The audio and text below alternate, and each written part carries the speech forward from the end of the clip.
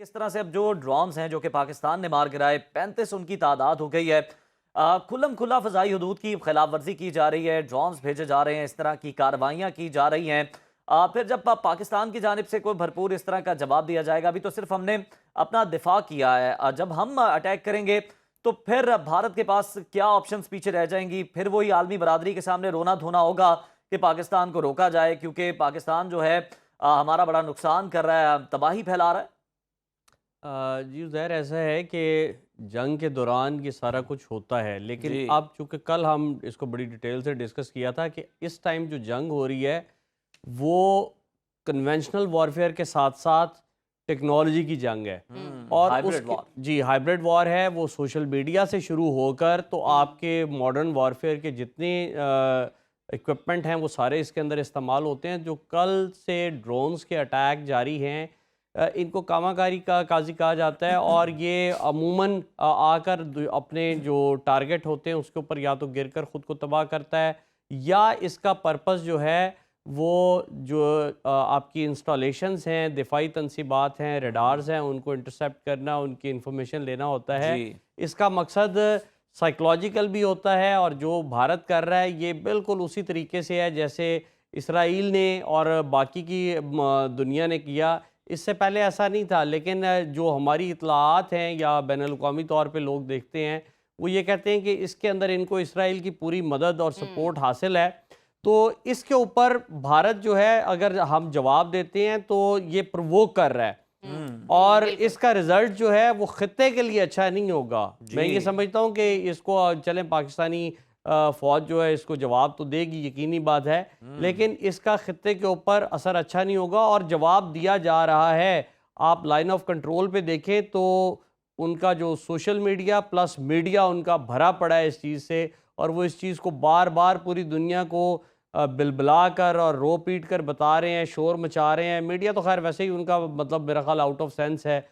They have gone made, پاگل ہو چکے ہوئے ہیں کہ وہ منہ سے جھاگ اڑاتے ہوئے، لیکن وہ ساتھ ساتھ یہ کہہ رہے ہیں کہ لائن آف کنٹرول کے اوپر پاکستان جو ہے وہ ہمیں بہت زیادہ انگیج کر رہا ہے، ہمارا نقصان ہو گیا، اور انہوں نے ہمارے اوپر جو ہے وہ شیلنگ کر رہے ہیں، اور جی آپ کی جو آرٹلری ہے وہ اس کا مسلسل فائر آ رہا ہے۔ تو یقینی بات ہے جنگوں کے اندر یہ سارا کچھ ہوتا ہے، ہم ذہنی طور پر بھی تیار ہیں، اور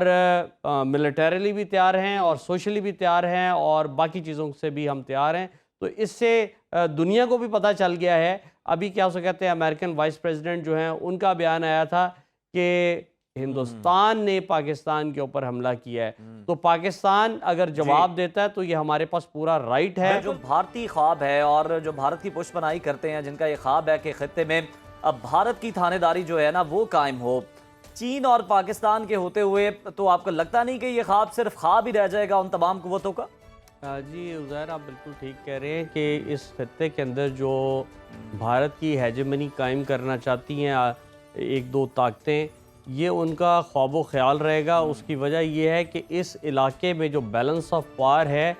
وہ بھارت نے خراب کیا ہے، اور پاکستان نے ہمیشہ ریٹیلیٹ کیا ہے۔ ہماری پالیسیز ہمیشہ ڈیفینسو رہی ہیں، جبکہ ہندوستان کی پالیسی ایگریشن کی رہی ہیں، اور اس ٹائم پہ چونکہ پاکستان اور چائنا اور دیگر طاقتیں ہمارے ساتھ کھڑی ہیں، تو ہمیں پتہ ہے کہ ہم نے کس وقت کیا کرنا ہے، اور بیلنس آف پاور ہم بالکل نہیں ختم ہونے دیں گے، خراب نہیں ہونے دیں گے۔ اور اس سارے سلسلے کے بعد میں آپ کو بتا رہا ہوں کہ جو امن ہوگا وہ کافی دیر پا ہوگا، کیونکہ اس سے پہلے ہم نے 2019 میں جواب دیا تھا جب ٹی واز فینٹاسٹک، تو اس کے بعد کافی سال سکون رہا۔ اس سے پہلے بھی ہم ان کو بہت دفعہ تاریخ میں جواب دے چکے ہیں، تو اس کو ذہن میں رکھ لیجئے گا کہ اب جب جواب آئے گا تو وہ بھارت کو عالمی سطح پہ اور ان کے انٹرنلی یہ جو جنگ کا جنون ہے یہ تھوڑے دنوں میں جب اترے گا تو بھارتی عوام کو پتہ چلے گا کہ ان کے ساتھ کیا ہینڈ ہوگا۔ عالم صاحب بتائیے گا کہ امریکہ اور برطانیہ سمیت کئی ممالک کی جانب سے ثالثی کی پیشکش کی جا رہی ہے، لیکن بھارت جو ہے اپنی ہٹ درمی پر مجبور ہے اور کہیں نہ کہیں اڑا ہوا ہے۔ بھارت عالمی دباؤ کے باوجود ثالثی قبول نہیں کر رہا، اس کے پیچھے کیا محرکات آپ کو نظر آ رہے ہیں؟ اچھا، اس کو نا نجف دو طرح سے آپ دیکھیں۔ پہلی بات یہ ہے کہ جو جتنی ثالثی کی کوششیں یا بین الاقوامی طاقتیں جو ہیں وہ آفر کرتی ہیں وہ ان کا فرض ہے، اور وہ آفر کریں گے، لیکن یہ خطے کے ہر دو فریقوں کے اوپر ڈیپینڈ کرتا ہے کہ وہ مذاکرات کی میز پر بیٹھتے ہیں یا نہیں. جی اور یقینی بات ہے کہ مذاکرات کی میز پر بیٹھنے سے پہلے جی کہیں نہ کہیں وہ مقاصد جو سیاسی بھی ہو سکتے ہیں اور